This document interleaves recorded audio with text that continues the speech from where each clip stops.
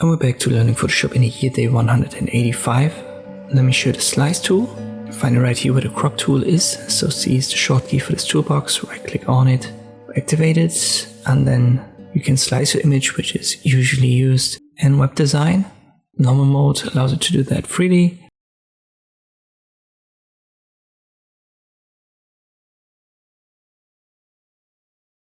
I'm going to use a fixed aspect ratio, set it to 1:1, and this will give me squares.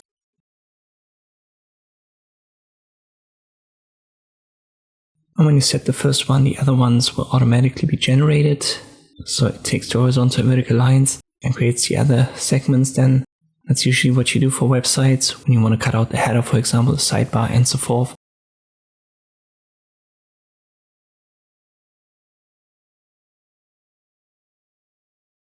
You also have a slice edit tool. You can use that to reposition and resize your boxes.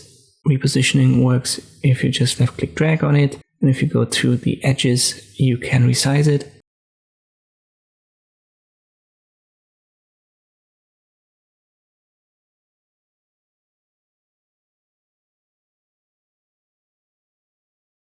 When you've got what you want, just go to File, Export, and then use Save for Web.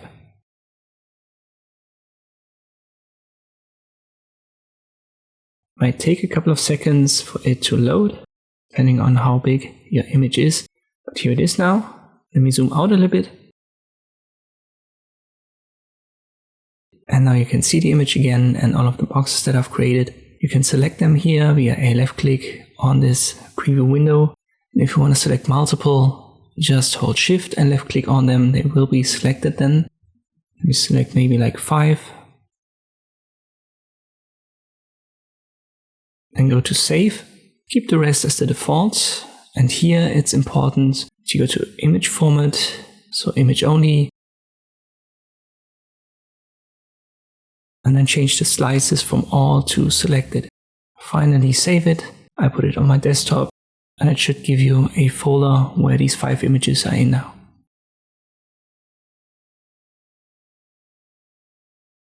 Let me open it, and there you go. So we've got these 5 images sliced out of the original, and they've been given to us individually.